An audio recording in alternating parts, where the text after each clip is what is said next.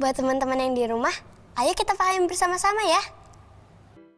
Misal, ada seorang ilmuwan bernama Dr. Seruni sedang meneliti hewan dan tanaman di Gunung Krakatau. Dr. Seruni berpindah-pindah di antara atas dan bawah permukaan laut. Rizka bisa jadikan garis bilangan seperti ini untuk menjawab pertanyaan. Oh iya, Rizka juga memerlukan objek untuk mewakili Dr. Seruni. Bisa membuatnya dari objek apapun. Yang penting, bagian badan dan kepala jelas. Misalnya, potongan cotton bud atau korek api. Pastikan bahwa yang dijadikan patokan bilangan adalah bagian kepala. Kalau pakai pulpen, boleh Tante? Boleh. Jadi, saat melakukan kegiatan di bawah ini, Rizka harus menggerakkan objek yang melambangkan Dr. Seruni sesuai yang diminta pada soal. Kita coba soal pertama ya.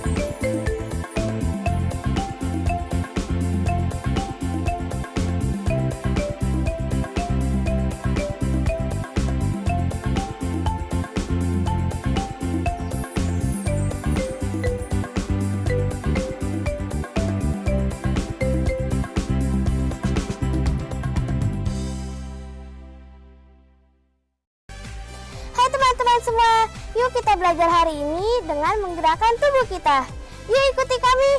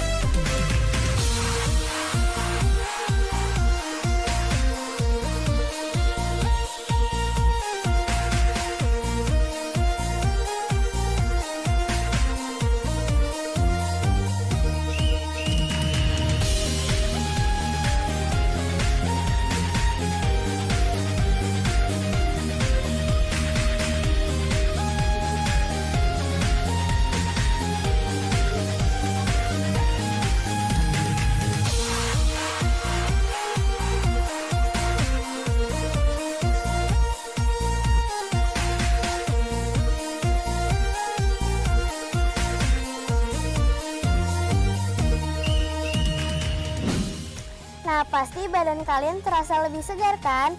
Berarti kalian sudah siap belajar bersama. Selamat belajar teman-teman kelas 6.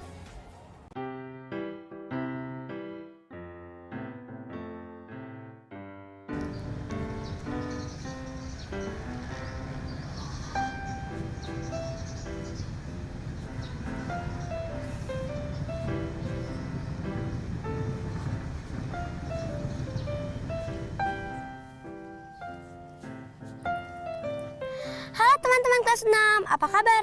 Pasti kalian udah semangat kan buat belajar bareng aku hari ini? jangan lupa kita sama-sama berdoa supaya kita bisa fokus memahami pelajaran hari ini.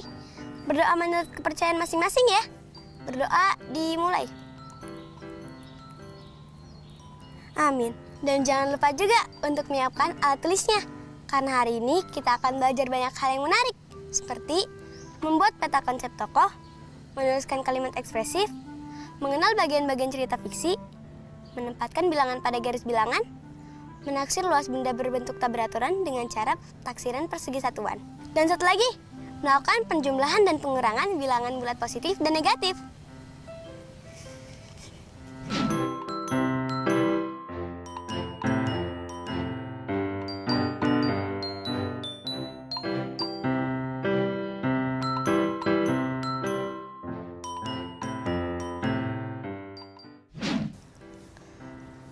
Akhirnya sampai juga. Kira-kira Tante Emi udah selesai belum ya? Rizka, kalau sudah sampai masuk aja ya. Atau tunggu di lobi. Nanti Tante kenalin sama Mbak Dewi.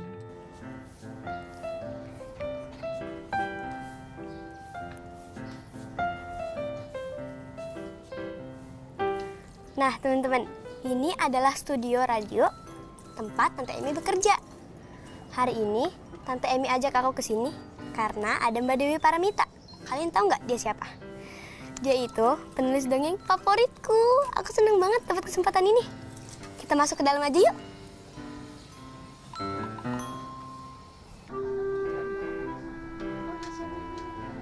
Kira-kira Tante Emi udah selesai belum ya?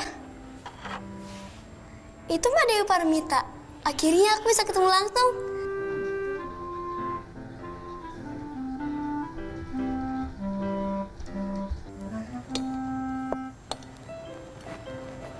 Rizka, sini. Tante. Tante udah selesai siarannya? Udah kok, sini. Tante kenalin ke Mbak Dewi. Beneran boleh? Boleh, ayo sini. Kasih Tante.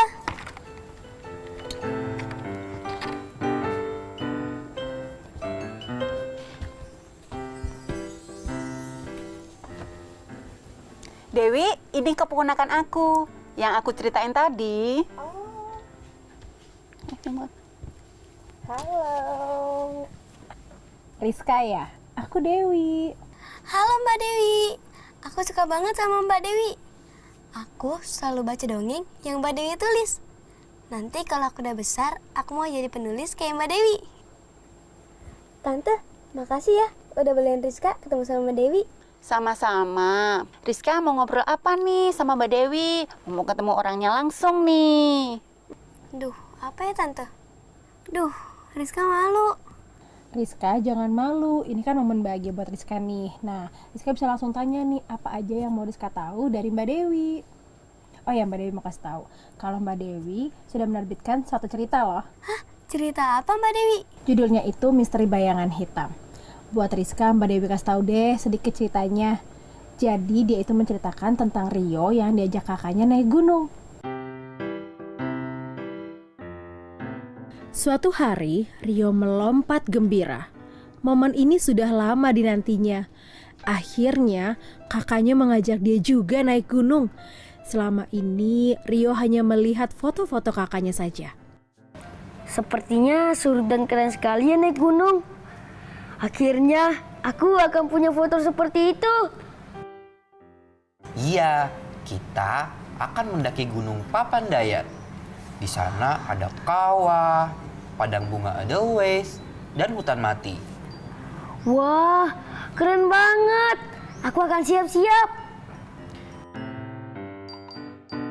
Tidak usah bawa kompas, Rio. Nanti Kak Andi akan menjadi penunjuk jalannya. Dia hafal betul rute pendakian di sana. Rio hanya mengangguk, tapi ketika kakaknya pergi, dia tetap memasukkan kompas sambil bergidik sendiri. Katanya banyak berita orang hilang di gunung itu. Pasti mereka karena kehilangan arah. Hari pendakian pun tiba. Rio dan kakaknya sampai di titik kumpul dan bertemu teman-teman kakak Rio. Mereka mulai mendaki anak tangga berbatu yang curam. Di sisi kirinya tampak kawah Gunung Papandayan. Wah, indah banget. Bau apa ini? Menyengat sekali. Ini namanya bau belerang. Bau yang keluar dari kawah. Mereka lanjut mendaki dan akhirnya sampailah di jalan yang landai dan berbatu. Rio terkejut melihat banyak sampah bekas makanan berserakan. Capek juga ya. Loh, Kak, sampah siapa ini? Banyak banget. Itulah para pendaki gunung yang tidak bertanggung jawab. Kita jangan menjadi pendaki gunung yang seperti itu ya. Oke, siap, Kak. Rio mengikuti arahan Kak Andi. Jalan di situ terlihat berbeda. Tanamannya tumbuh lebat. Dalam hatinya, Rio merasa itu bukan rute pendakian yang biasa. Dia iseng mengeluarkan kompas yang dia bawa, mencari tahu di mana posisinya sekarang. Ketika membaca kompas, tiba-tiba ada bayangan hitam berkelebat di balik semak. Jantung Rio berdegup kencang. Tapi dia merasa lega karena kakak-kakak pendaki sudah di dekatnya. Bayangan siapa itu tadi, Kak?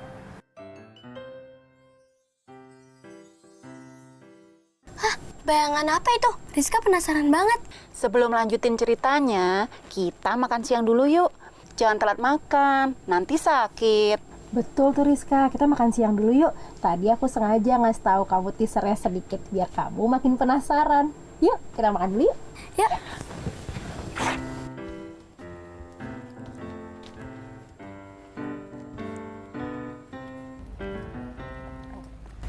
Mbak Dewi, gimana sih caranya menulis cerita? Aku juga mau jadi penulis kayak Mbak Dewi.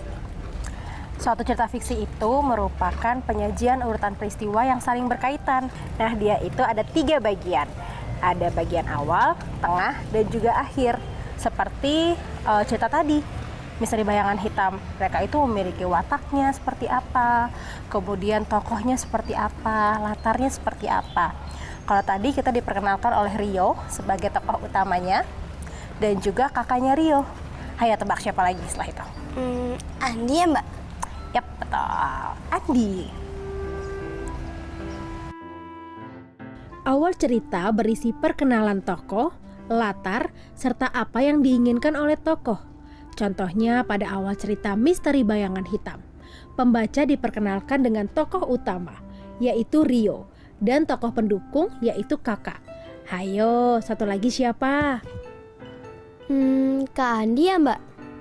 Benar, di awal cerita pembaca juga disuguhi paparan tentang perasaan Rio, yaitu semangatnya untuk dapat menaklukkan Gunung Papandayan.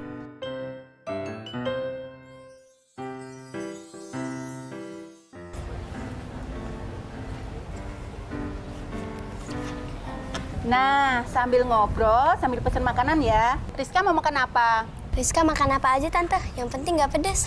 Dewi? Aku boleh deh Mbak satu nasi sama soto ya. Oke, Tante pesenin ya. Iya.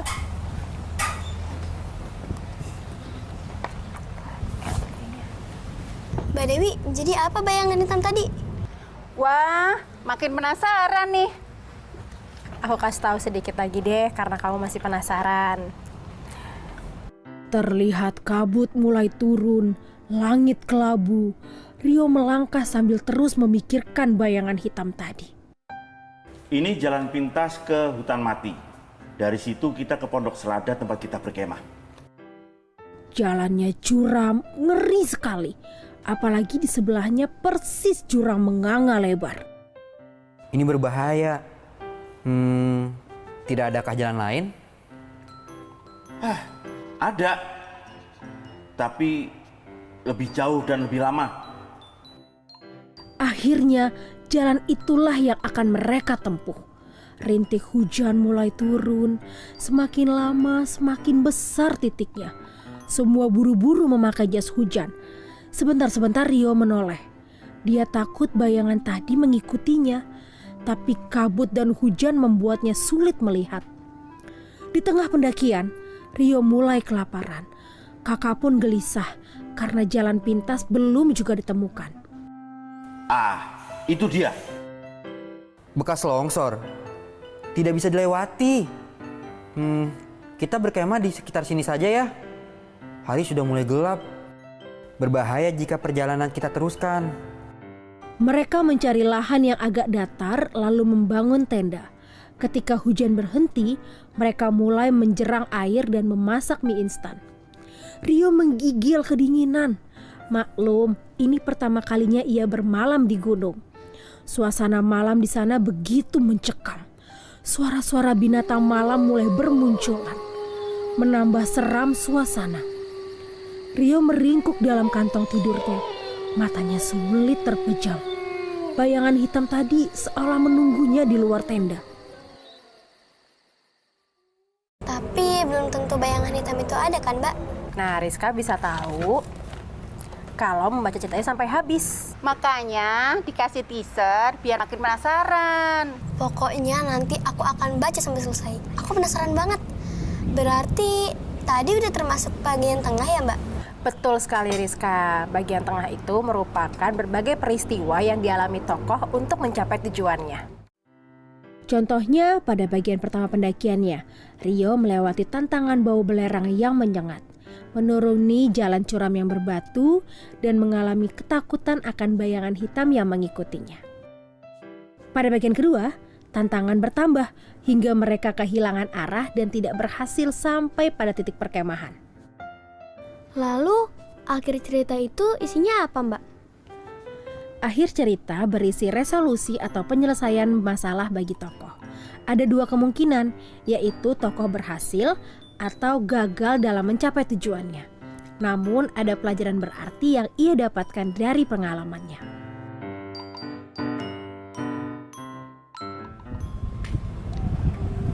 Oh, berarti itu bagian awal, tengah, dan akhir cerita fiksi. Betul sekali Rizka, dan juga ada yang namanya peta konsep. Apa itu, Mbak? Peta konsep itu adalah kita sebagai penulis, kita harus menentukan peta konsepnya terlebih dahulu sebelum menulis, seperti unsur-unsurnya, yaitu wataknya harus seperti apa, keinginan tokoh dalam cerita seperti apa, latarnya seperti apa, dan tokohnya itu nanti akan seperti apa. Nah, itu yang namanya peta konsep. Kalau tadi di misteri bayangan hitam tadi, apa aja unsur-unsurnya? Kalau di cerita misteri bayangan hitam, tokoh ceritanya Rio. Watak Rio adalah sangat berhati-hati, teratur, dan peduli terhadap lingkungan. Betul sekali Rizka. Nah, kalau latarnya itu di mana? Gunung Papandayan, Mbak. Benar sekali Rizka. Jadi keinginan Rio adalah untuk mendaki Gunung Papandayan. Oh, gitu, Mbak.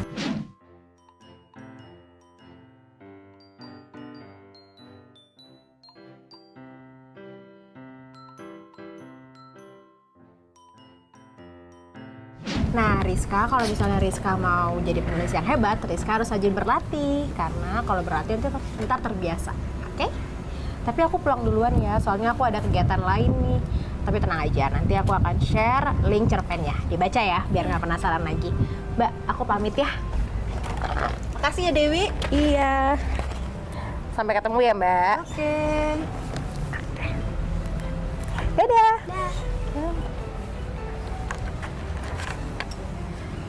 Rizka, Tante ke dalam sebentar ya. Ada pekerjaan yang harus Tante selesaikan. Rizka tunggu di sini atau di lobi? Rizka tunggu di lobi aja, Tante. Rizka mau menulis. Oke, Tante duluan ya. Oke.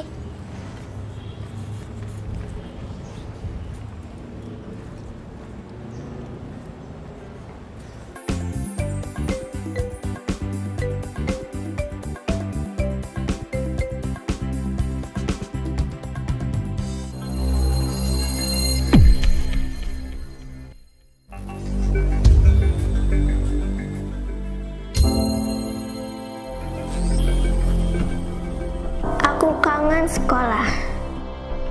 Aku kangen Bapak Ibu guru. Aku rindu kawan-kawanku.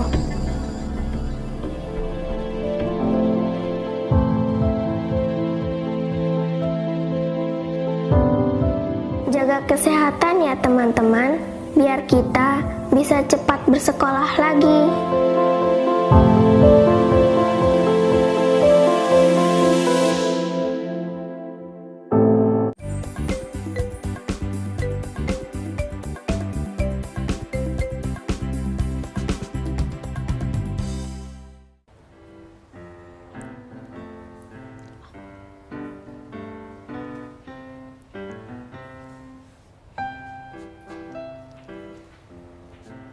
Rizka, udah selesai nulisnya? Udah nih Tante. Coba Tante baca ya. Menurut Tante gimana? Nih.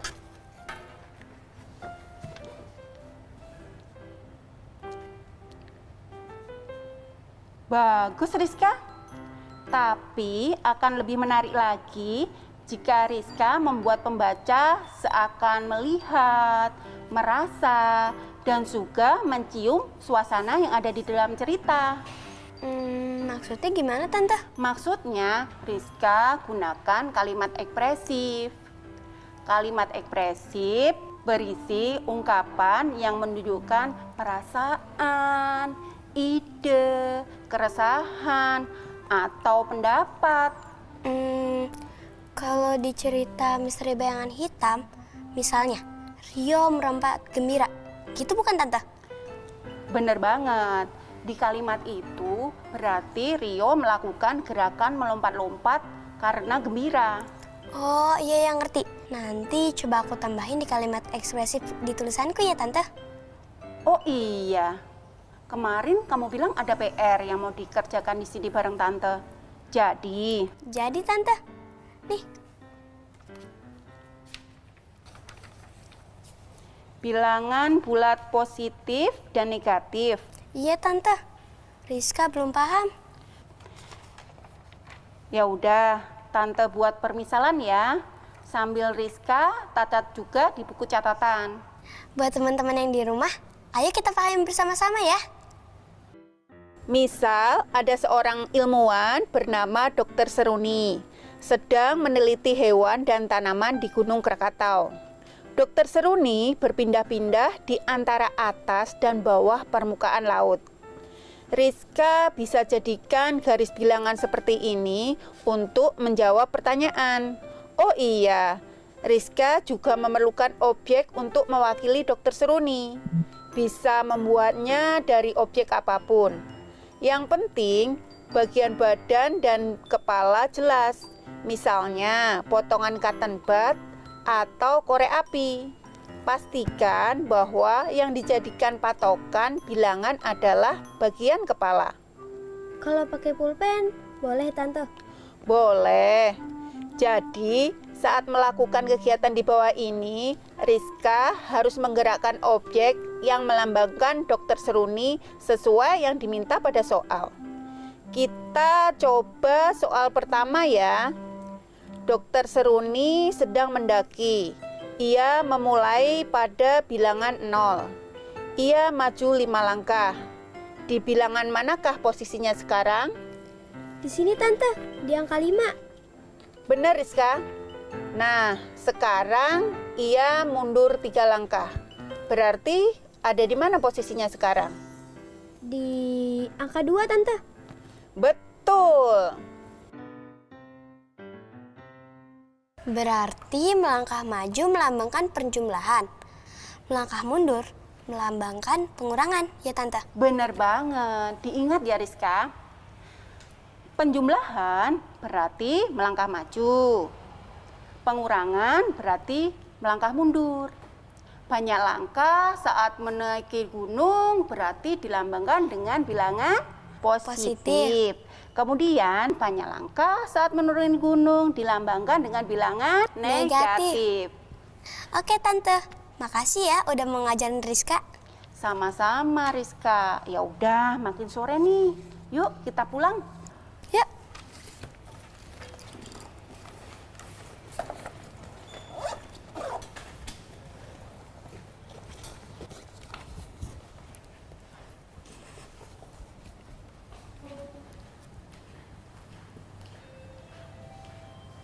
Tante, makasih ya. Tadi udah ngajak aku ketemu sama Mbak Dewi. Aku seneng banget.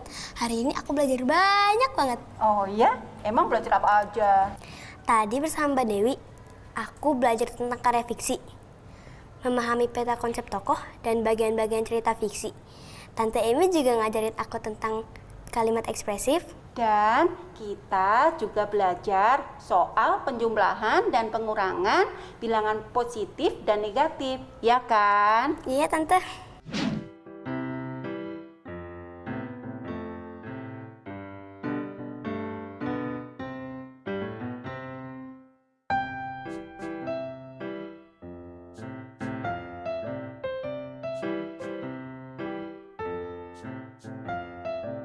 Ya udah, besok kita belajar lagi yang banyak ya. Sambil Rizka temenin tante kerja. Oke. Tos dulu dong.